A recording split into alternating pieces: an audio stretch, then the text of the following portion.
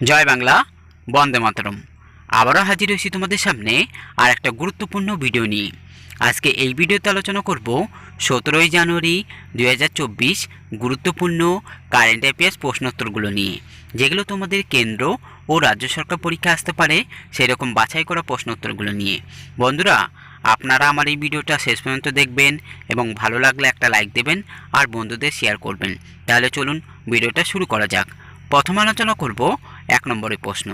1 নম্বরের প্রশ্নটি হলো, কেন্দ্রীয় উপজাতি বিশ্ববিদ্যালয় ভারতের কোন রাজ্যে তৈরি হবে?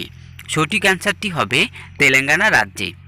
2 নম্বরের প্রশ্নটি হলো, সম্প্রতি মিশরের প্রেসিডেন্ট নির্বাচনে জিতলেন কে? সঠিক উত্তরটি হবে আবদেল ফাত্তাহ এল সিসি।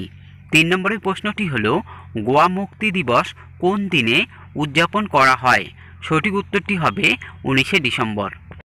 4 নম্বরের প্রশ্নটি হলো, আন্টার্কটিকার সর্বোচ্চ শিখর মাউন্ট ভিনসন আরোহণ করলেন কে?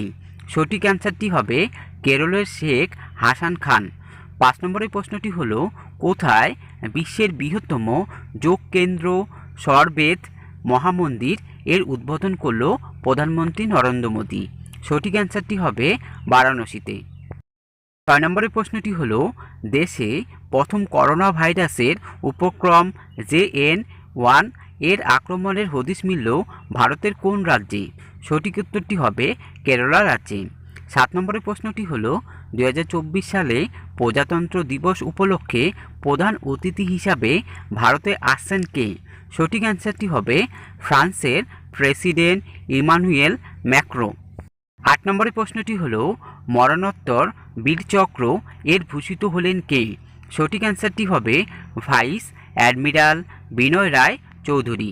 9 নম্বরের প্রশ্নটি হলো, ভারতীয় কুস্তি ফেডারেশনের প্রেসিডেন্ট হিসাবে নির্বাচিত হলেন কে? সঠিক অ্যান্সারটি হবে সঞ্জয় সিং। 10 নম্বরের প্রশ্নটি হলো, জাতীয় গণিত দিবস কবে পালিত হয়? সঠিক অ্যান্সারটি হবে 22শে ডিসেম্বর। 11 নম্বর প্রশ্নটি হলো, 2023 সালে বাংলা ভাষায় সাহিত্য একাডেমি পুরস্কার পাচ্ছেন কে? সঠিক অ্যান্সারটি হবে সাহিত্যিক স্বপ্নময় চক্রবর্তী। জলের উপর পানি উপন্যাসের জন্য তিনি এই পুরস্কার পাচ্ছেন। 12 নম্বরের প্রশ্নটি হলো, জাতীয় কৃষক দিবস কবে পালিত হয়? সঠিক অ্যান্সারটি হবে 23শে ডিসেম্বর।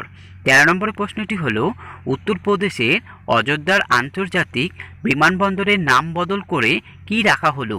সঠিক অ্যান্সারটি হবে মহর্ষি বাল্মীকি আন্তর্জাতিক বিমানবন্দর অযোধ্যা ধাম। 14 নম্বরের প্রশ্নটি হলো, ইন্দো তিব্বত সীমান্ত পুলিশ এর ডিরেক্টর জেনারেল হিসাবে নিযুক্ত হলেন কে? সঠিক অ্যান্সারটি হবে রাহুল রসগোত্র। 15 নম্বরের প্রশ্নটি হলো, সেন্ট্রাল রিজার্ভ পুলিশ ফোর্স এর ডিরেক্টর জেনারেল হিসাবে নিযুক্ত হলেন কে? সঠিক অ্যান্সারটি হবে অনিশ দয়াল সিং। বন্ধুরা, আজকের মতো ভিডিওটা এখানেই শেষ করছি। পরবর্তী আবার গুরুত্বপূর্ণ আর একটা ভিডিও নিয়ে হাজির হব তোমাদের সামনে। তোমরা সবাই ভালো থাকবে। জয় বাংলা, বন্দে মাতরম। নমস্কার।